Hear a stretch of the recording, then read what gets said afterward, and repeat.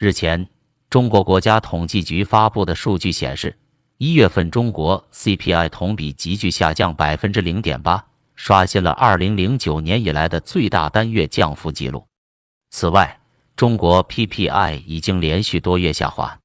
这意味着什么？意味着狂飙多年的中国经济突然被一只名叫通缩的恶魔紧紧掐住了脖子，百姓的日子又要难过了。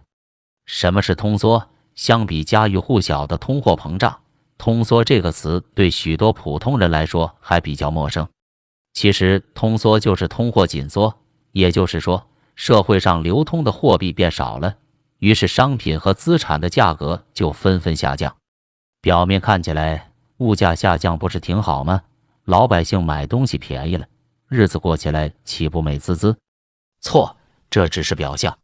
通缩绝对不是什么好东西，它恰恰像是经济界的终极杀器，一旦引爆，后果不堪设想。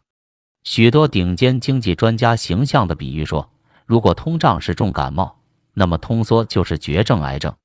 可见通缩的恐怖性。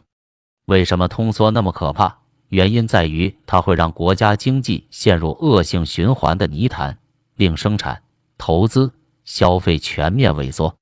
试想一下，在通缩环境下，工厂和企业面临产品卖不出去的困境，为了促销，不得不疯狂降价。降价后，订单稍微好转一些，但利润已经被挤得所剩无几。这下好了，老板为了保住企业，只能裁员缩编，减少成本。大批工人失业返贫，他们手头没有钱去消费，于是更多工厂和商家面临停工倒闭的下场，最终整个社会步入恶性循环的死亡漩涡。数据证明，此时此刻，中国经济正面临如上可怕的通缩危机。1月中国 CPI 同比急剧收缩0.8%，刷新10多年来的最差纪录。此前，中国经历了10多年的疯狂增长，用一个普通人的话来说，就是天天涨价，对，就是通胀。中国通胀率10多年来居高不下，连政府都控制不住。没想到转眼之间天翻地覆，通胀被通缩残忍取代，这反差也太大了吧！更让人担忧的是，中国经济下行已经持续了相当长的一段时间，这意味着通缩很可能会长期困扰中国，最终酿成经济危机或衰退。如果仅仅是 CPI 下降，或许还不足为惧，但最令人寒心的是，中国 PPI， 也就是工业品出厂价格指数，已经连续多月走低。简单说，就是工厂生产的东西卖不出去了，不得不降价促销。中国过去作为世界工厂，靠低价产品行销全球，现在本土都卖不动了，这意味着什么？意味着中国制造业已经到了水深火热的地步。在这种环境下，没有多少老板还有心思在建厂扩产，他们能做的无非是赶紧缩编员工，尽量减低损失。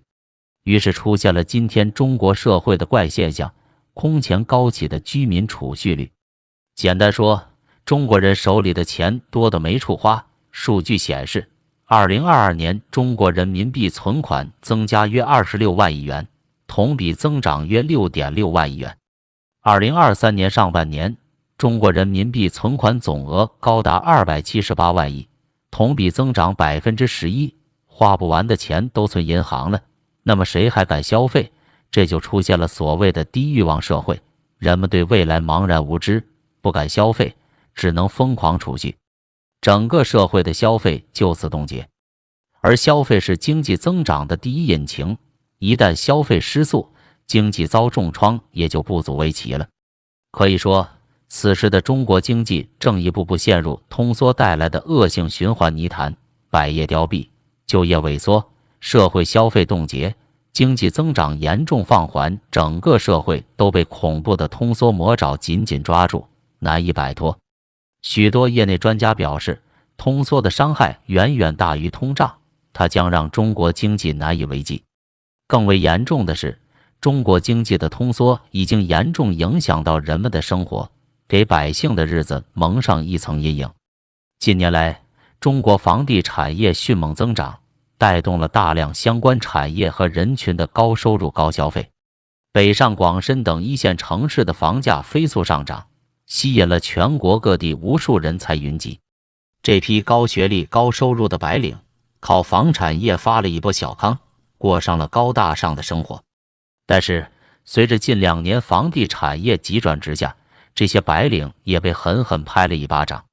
本以为手中数百万甚至上千万资产会持续升值，让他们在一线城市安享优越生活，没想到资产缩水，行业衰退让他们轰然跌落云端，他们已经从高产阶层没落到中产。这就是今年网络上盛传的中年人返贫。白领们面临巨额房贷压力，生活所迫不得不缩减开支，许多人不得不离开北上广等城市，返回老家，过上平凡人的生活。这样的人数估计至少100万计，他们的生活变故反映了中国经济转型和调整的残酷性。也可以说，通缩的魔爪已经深深深入普通人的生活，让许多奋斗者在事业和生活上遭遇滑铁卢。可以预见，如果中国经济通缩进一步恶化，更多的百姓生活必将受到影响，